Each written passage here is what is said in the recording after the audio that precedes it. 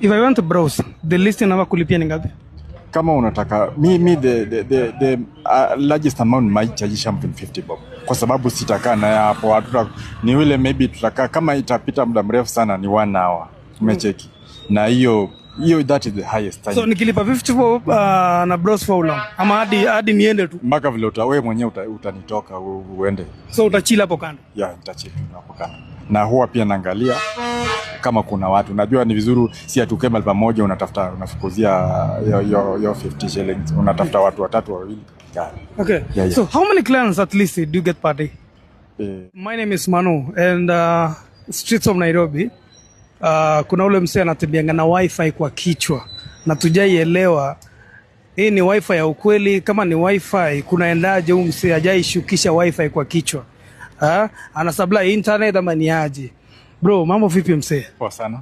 Salama? Kabisa. Every now and then tunakuona online, tunakuona streets. Hii ni wifi umeweka kwa kichwa? Yeah, hii ni wifi nimeweka kwa kichwa. Kwa nini uliamua hivyo? Nimeweka hiyo wifi kwa kichwa. Unajua sasa hakuna kazi manze. Ni kujaribu tu kujituma, unaenda mahali maybe msee anataka ku access internet na hana yodo unacheki. So unamconnectia alafu unapata ile kitu kidogo unasonga nao mbele. Alafu pia unaweza enda mahali utake ku stream lakini huna do unacheki. Inakuwa rahisi kwa ku stream. Okay, kwanza majina yako ni? Kwa majina naitwa Martin Wisa na Masaka. Okay. So mzee akitaka wifi. So unamregister hapo hivyo anatumia hiyo part hadi hiyo do imeisha then unaenda.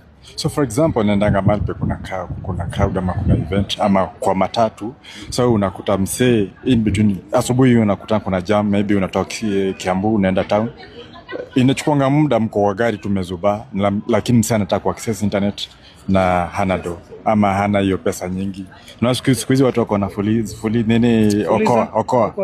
Sasa anapata kupea hiyo 20 bob a browse mpaka tawa alafu ndio atashuka. Unacheki. So hivyo unafanyaga? Hivyo ndio mimi napiga wapi. So unapanda gari unaulizia nani anataka internet?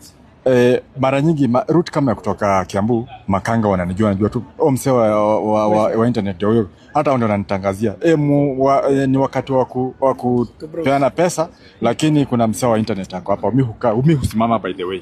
Yeah. Sasa hiyo ulianza lini?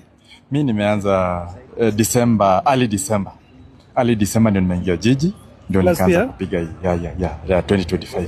So ulikuwa unafanya na hii kampuni gani? Ulikuwa unafanya kazi kwa nini tuseme Safaricom, Airtel ama ulikujaje na hii idea? So far sikuwa nafanya kazi na kampuni yote but niliketi tu chini nikasema I just want to be creative.